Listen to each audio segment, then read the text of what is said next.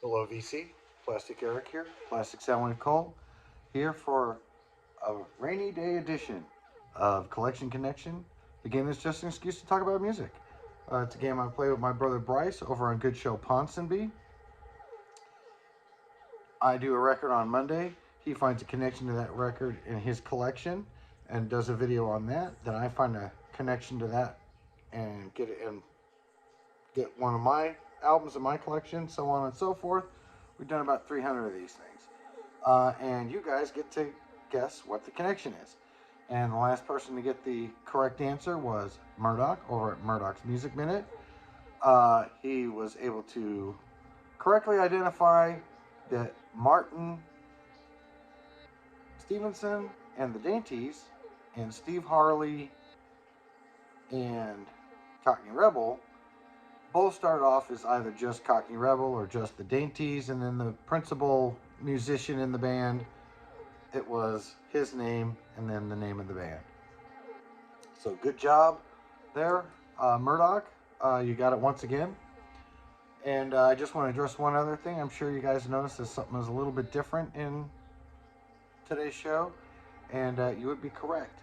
I have slightly changed the angle of my camera here. So hopefully that makes the picture a lot nicer. So the last album that my brother showed was the Martin Stevenson and the Dainties. Didn't get a chance to listen to a lot of it. I got to listen to the principal song, the principal title song. That was about it because the Dainties or Martin, they weren't on Spotify. So yeah, I got to hear the main song and a couple other songs.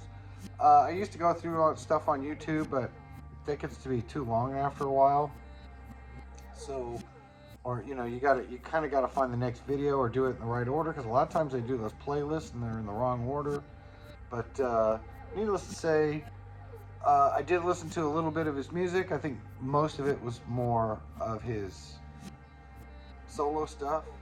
So in the end, I didn't get to hear a lot of it, but I found that Citation Road was very interesting to listen to. Made me think kind of like Billy Bragg, even though I haven't heard a lot of him either. Kind of that weird busker type sound, if that makes any sense. But with that, let's go on and figure out what my connection was.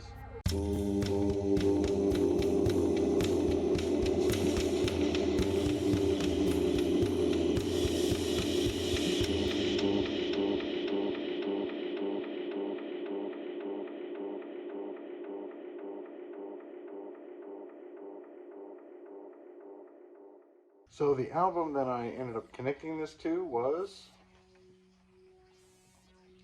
Pennywise, Unknown Road. Pretty good album. I like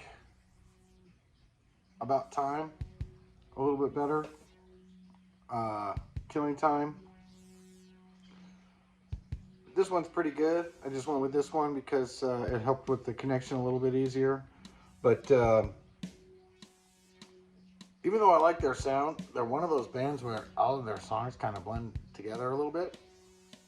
So I kind of have to be in the mood to really listen to them. They do have one standout song that I don't believe is on here, and that is Broham. But sometimes it comes on. I got like 3 or 4 of their albums, and I think all but one have Broham on it, which is a song that they dedicated to one of their friends that they have. I can't remember exactly how he was a friend of theirs, but they change the lyrics every so often and include other people that they've known who have passed on.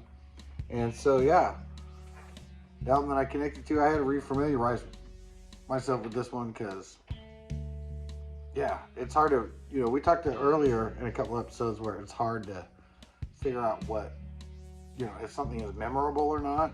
And besides Broham, I have a hard time remembering any of their songs necessarily.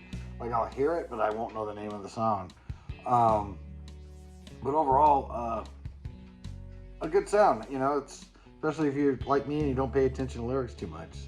So with that, that's my connection. Pennywise, it's a tough one. It was a hard one to figure out off of the Dainties.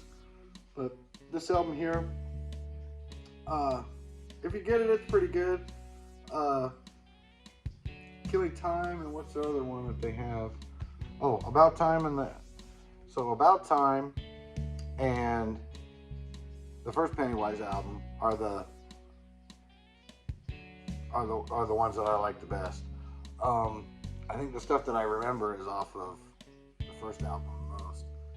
It's amazing to me that this album here is actually over 20 years old at this point.